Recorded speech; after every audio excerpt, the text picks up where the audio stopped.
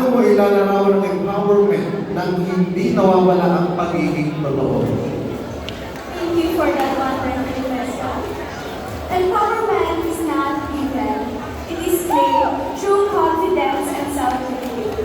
I will help others to realize that they encourage them.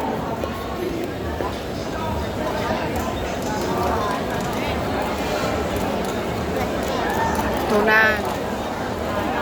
Leadership is about understanding people, but also doing what is right for a good leader. Thank you. Thank you so much, candidate number one. But let's now call in candidate number two.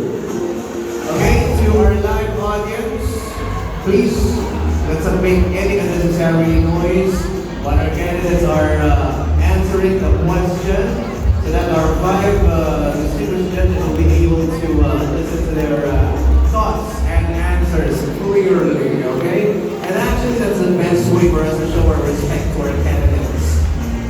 Hi, candidate number two! Grabe nung gown na yun. Who's the designer of this gown? Hindi mo kilala. Bakit hindi mo kilala?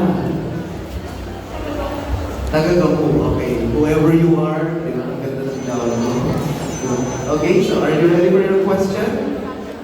You don't have the choice, so pick the question now. Okay, there you go. So your question goes a little something like this. If doing what is right makes you unpopular, would you still choose it? Why or why not? In Filipino, kung ang paggawa ng tama ay magiging dahilan ng hindi mo magsikat o para hindi ka maging popular, pipiliin mo ba ito? Bakit o bakit hindi? Thank you for that wonderful question. For me, yes. Because doing what is right is not just about being right, but it's about having integrity.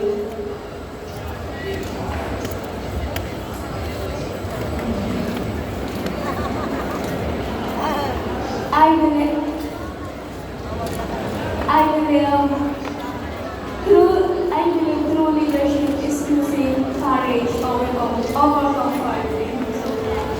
Thank you, candidate number two. Now, candidate number three, please join me here.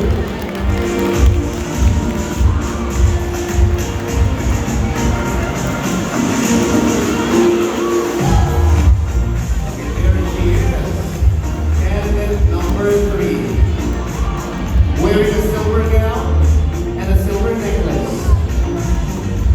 Candidate number three, sino mga gusto mong kasamahan ngayong gabi? Go ahead. I would like to thank my family and my barangay.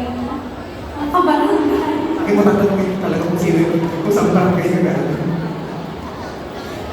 Maraming salamat po sa support po binigay niyo po sa akin ngayon. Sa akong barangay ka ba dito sa Manila?